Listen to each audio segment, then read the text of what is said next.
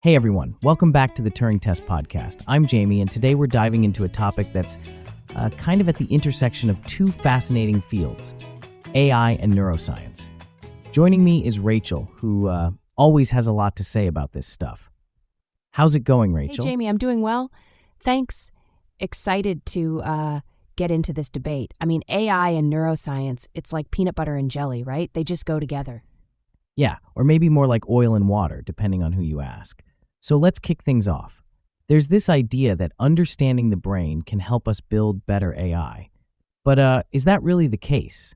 I mean, the brain is like super complex, right? Well, sure, the brain is complex, but that's exactly why it's such a great model for AI. I mean, look at neural networks. They're literally inspired by the brain's structure. If we can understand how the brain processes information, we can create AI that mimics those processes. Yeah, but here's the thing, Rachel. Just because something is inspired by the brain doesn't mean it's going to work the same way. I mean, look at movies inspired by books. They don't always capture the essence, right? Okay, fair point. But think about this. The brain is incredibly efficient. It can process tons of information with minimal energy. AI systems, on the other hand, require massive computational power. If we can crack the brain's efficiency code, we could revolutionize AI. Sure, but isn't that like a huge if? I mean, we're still trying to figure out basic stuff about the brain. It's like trying to build a spaceship when we haven't even figured out how to fly a plane yet. But that's the challenge, Jamie. That's what makes it exciting. And speaking of challenges, have you seen the latest research on brain-computer interfaces? It's like straight out of a sci-fi movie. Yeah, I saw that. It's wild. But isn't there a risk of like over-relying on neuroscience to guide AI development? I mean, what if we're barking up the wrong tree?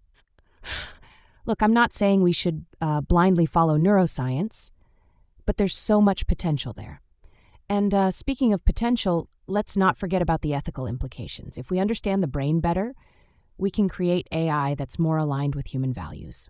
Okay, but ethics is a whole other can of worms. I mean, just because we understand the brain doesn't mean we'll automatically create ethical AI. It's like knowing how to drive doesn't make you a good driver.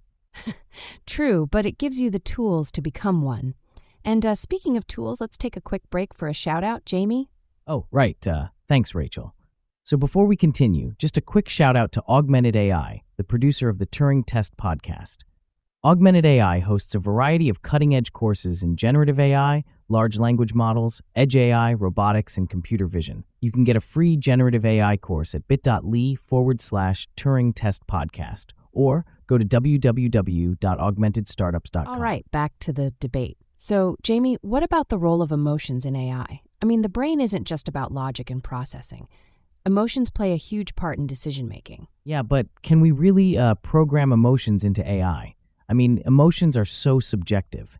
It's like trying to teach a robot to appreciate art. Can it really understand, or is it just mimicking? But isn't that what AI is all about? Mimicking human behavior? If we can simulate emotions, we can create AI that interacts more naturally with humans. It's not about creating a sentient being, but about improving interaction. Okay, but what if simulating emotions leads to AI that manipulates us? I mean, look at social media algorithms. They're already influencing our emotions and decisions. Do we really want to give AI more power over our feelings? That's a valid concern, but with the right regulations and oversight, we can mitigate those risks. It's about finding a balance, you know? Yeah, but regulations are always playing catch-up. By the time we figure out the rules, the tech has already evolved. It's like trying to catch a cheetah on a bicycle. Okay, that's a funny image. But seriously, Jamie, we can't just ignore the potential benefits because of the risks. We need to be proactive, not reactive. Sure, but being proactive means understanding the limitations too. Like, can we really replicate consciousness, or are we just creating a sophisticated illusion? That's the million-dollar question, isn't it? But even if we can't replicate consciousness, we can still learn a lot from the brain. It's about pushing boundaries and seeing where it takes us.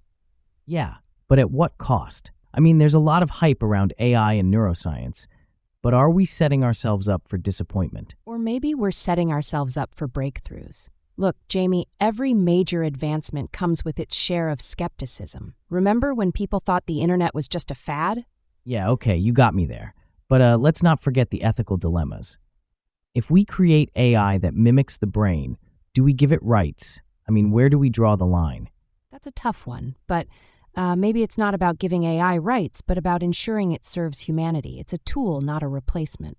Right, but tools can be dangerous if misused. It's like giving a toddler a chainsaw. We need to be careful. Okay, that's a bit extreme, but I get your point. So what's the takeaway here, Jamie? I guess the takeaway is that while neuroscience can offer insights, we shouldn't rely on it as the sole guide for AI development. It's a piece of the puzzle, not the whole picture. Agreed. And speaking of puzzles, don't forget to check out Augmented AI University. Stay up to date with AI and become an AI expert in 10 weeks. Go to bit.ly/Turing Test Podcast to enroll in your free cutting-edge AI course at augmentedstartups.com. See you next time. Thanks for tuning in, everyone. Until next time, keep questioning and keep learning.